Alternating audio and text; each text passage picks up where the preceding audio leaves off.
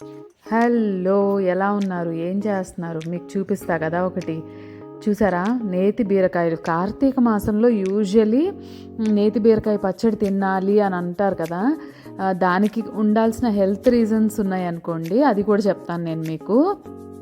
అయితే నాకు కార్తీక మాసంలో ఎక్కడ దొరకలేదు. రీసెంట్‌గా సూపర్ మార్కెట్‌లో నేను తీసుకొచ్చా అనమాట. దీనికి సంబంధించి ఒక విషయం చెప్తాను నేను. ఈ నేతి బీరకాయలు మా మమ్మీ వాళ్ళ ఇంట్లో ఇది తీగ అనమాట. తీగ పాకుతది తెలుసు కదా! పైనకి పాకి అసలు ఎన్ని కాయలు కాసేదంటే అసలు చెప్పలేమనమాట. అన్ని కాయలు ఈవెన్ కరెంటు వైర్స్ ఉంటాయి కదా! వాటి మీద కూడా ఎక్కి అవి కాసేస్తుంటే కాయలు అవి కట్ చేయిచ్చేసారనమాట. అదే కాయలు అలా వదిలేసినవి పడిపోయి రాలిపోయి అట్లా అయిపోయినాయి. ఈ 2 కాయలు కొనడానికి నేను చాలా ఖర్చు పెట్టుకున్నాననే చెప్పచ్చు.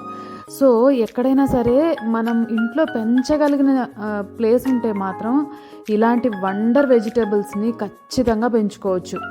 సో మ్యాటర్కి వచ్చేస్తాను. ఇవాళ ఇలా తెచ్చుకున్న నేతి బీరకాయల్ని నేతి బీరకాయలో నాకు తెలిసి చాలా అద్భుతంగా ఉండేది నేతి బీరకాయ పచ్చడి. దీన్ని నేతి బీరకాయ అని ఎందుకు అన్నారో అప్పుడు తెలుస్తుంది మనకి. అసలు ఎంత కమ్మగా ఉంటుంది, ఎంత టేస్టీగా ఉంటుంది, అంత బాగుంటుందో అసలు. ఆ రుచికే మనం దాన్ని నేతి బీరకాయ అనొచ్చు అనమాట. సో ఆ 2 కాయలు కొనుక్కొచ్చాను నేను ఈరోజు. బయట వర్షం వస్తుంది, మరి మీకు ఎలా ఉందో కానీ. సో నేతి బీరకాయ పచ్చడి చేయాలి అని చెప్పి డిసైడ్ అయ్యాను అనమాట. ఇంకా మెల్లగా స్టార్ట్ చేశాను. నేతి బీరకాయ కట్ చేసేసాను. 2 బీరకాయలు తీసుకున్నాను. చూడండి మీరు పచ్చడి ఎంత తక్కువ వస్తుందో దానికి. ఓకేనా? సో మామూలు పచ్చళ్ళు పట్టడానికి వేయాల్సిన ఇంగ్రీడియంట్స్ ఏం అక్కర్లేదు. చక్కగా సింపుల్ ఇంగ్రీడియంట్స్ తోటి ఎంత టేస్టీగా అంత హెల్తీగా చేసేసుకోవచ్చు. కడాయిలో నూనె వేడి చేసుకొని కొన్ని పచ్చిమిరపకాయలు యాడ్ చేశాను. ఇది మాత్రమే కారం కాబట్టి కొంచెం, ఇవి కారం తక్కువ ఉన్న పచ్చిమిరపకాయలు కాబట్టి అన్ని వేశాను. కారంని బట్టి వేసుకోవచ్చు పచ్చిమిరపకాయలు ఎప్పుడు కూడా. అవి తీసేసి పక్కన పెట్టుకొని అందులోనే నేతి బీరకాయ ముక్కల్ని వేసేసి మగ్గించేసాను అనమాట. సో నేతి బీరకాయలో చాలా నీరు ఉంటుంది, అది మొత్తం ఎగిరిపోతుంది అనమాట. తొందరగా కుక్ అవుతుంది. పాయింట్ అది. చాలా ఫైబర్ కూడా ఉంటుంది. అసలు ఎంత ఆ రుచికి కారణం కూడా ఆ ఫైబరే. ఎక్కువ ఏది వేయలేదు చూడండి. ఆ 1 టేబుల్ స్పూన్ నెయ్యి చాలు, ఇంకా నూనె చాలు, ఇంకా ఏది అక్కర్లేదు. నాకు దీన్ని మాత్రం ఎస్పెషల్లీ రోట్లోనే నూరుకొని తినాలని అనిపించింది అనమాట.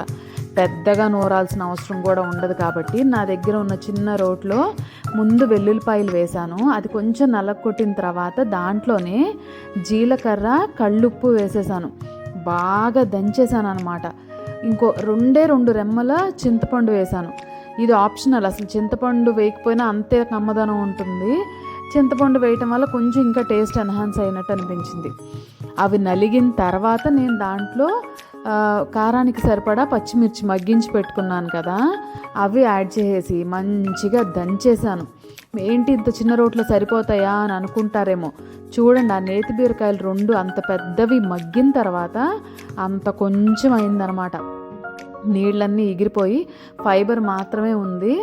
ఎంత బాగుందో చూడండి. అసలు నేనేం చేయలేదు, అలా తిప్పుతుంటేనే నలిగిపోయింది. అసలు అంత బాగుందంటే అంత బాగుంది టేస్ట్ కూడా. ఇంకొకటి ఏంటంటే దీన్ని పోపు పెట్టాల్సిన అవసరం లేదు. అవసరం కావాలనుకుంటే పచ్చి ఉల్లిపాయల్ని సన్నగా తరిగి వేసుకోండి.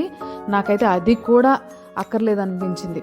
సో నేను యాజ్ ఇట్ ఈజ్గా రోట్లో నూరేసుకొని గిన్నెలోకి తీసేసుకొని ప్లేట్లో వేడి అన్నంతో నెయ్యి వేసుకొని తినేసా. అసలు అంత రుచి ఇది.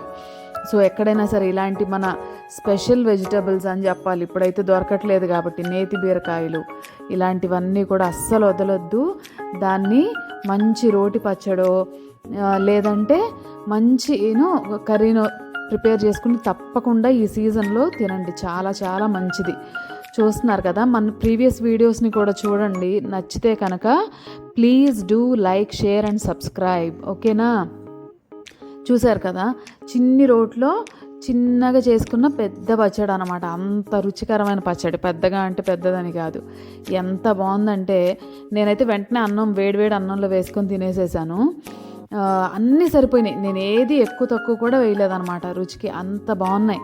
చూసారు కదా, వేడివేడిగా అన్నం వడ్డించేసుకున్నాను. దాంట్లో నా ఫేవరెట్ నేతి బీరకాయ పచ్చడి వేసేసుకొని నెయ్యి వేసుకొని ఇంకా తింటమే ఇంకా పని అంత బాగుంది. నచ్చిందా?